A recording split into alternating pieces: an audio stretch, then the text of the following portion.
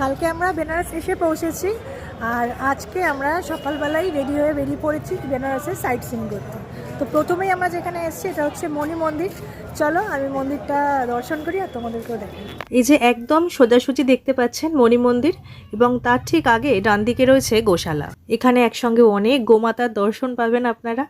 আর মন্দিরে ঢোকার একদম আগে মানে দরজার পাশেই দেখতে পাবেন জুতো রাখার জায়গা আছে। এখানে আপনাদের জুতো জোড়াটা রেখে দেবেন, এবং যদি পুজো দিতে চান তাহলে ঠিক তার সামনেই আছে এখানে পুজোর জন্য ডালা নেওয়ার জায়গা।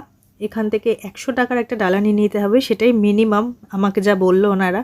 তো এখান থেকে ডালা নিয়ে আপনারা গিয়ে পুজো দিতে পারেন। মন্দির প্রাঙ্গণে ঢুকে প্রথমে দেখতে পাবেন নন্দী মহারাজকে, যিনি মন্দিরের দিকে মুখ করে বসে আছেন। আর মন্দির প্রাঙ্গণের বাদিকে রয়েছে এরকম 3টে ছোট ছোট মন্দির, যার প্রথম মন্দিরটায় রয়েছে নবগ্রহের মূর্তি, তারপরের মন্দিরটা হচ্ছে ভৈরব মন্দির, এবং তারপরের মন্দিরটা হচ্ছে বটুক ভৈরব মন্দির। তো এই 3টে মন্দির দর্শন করে এবার আমি যাব মেন মন্দিরে প্রবেশ করব। তো চলুন যাওয়া যাক।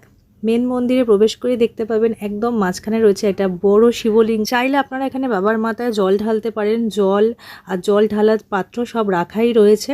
চাইলে অনেকে এসে এখানে দেখছিলাম দুধও ঢালছে বাবার মাথায়, সেটা যার যার ইচ্ছা অনুযায়ী। তো আমিও গিয়ে বাবার মাথায় জল ঢেলেছি। সত্যি মনটা খুব ভালো লাগছিল, খুব সুন্দর জায়গা, দেখে তো মন ভরে যাচ্ছিল। তারপর বাবার মাথায় জল ঢালতে পেরে আরও ভালো লাগছিল। 1940-এর দশকে স্বামী কারপাত্রী মহারাজ এই মন্দিরটি প্রতিষ্ঠা করেন।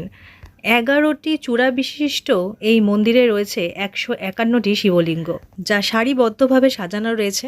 আপনাদের এখনই দেখাচ্ছি আমি। এই যে দেখুন, সারিবদ্ধভাবে শিবলিঙ্গগুলি সাজানো রয়েছে মন্দিরের দুপাশে। এই দিকেও আছে, আবার ওই পাশেও আছে, সুন্দর করে সাজানো, খুব ভালো লাগছিল দেখতে। আর মন্দিরের একদম মাঝখানে উপরে একটা ঝাড় রয়েছে, সত্যি খুব সুন্দর লাগছিল। মূল গর্ভগৃহে রয়েছেন রাম দরবার। চলুন দেখাই আপনাদের। এই যে দেখুন, ভগবান রাম, লক্ষ্মণ, মাতা সীতা এবং হনুমানজির মূর্তি।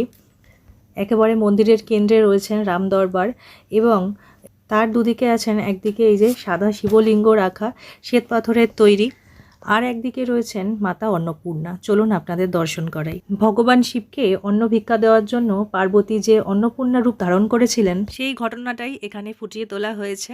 যাই হোক, এটা ছিল আমাদের আজকে প্রথম দর্শনীয় স্থান। পরবর্তী স্থানে গিয়ে আবার আপনাদের সঙ্গে দেখা হচ্ছে।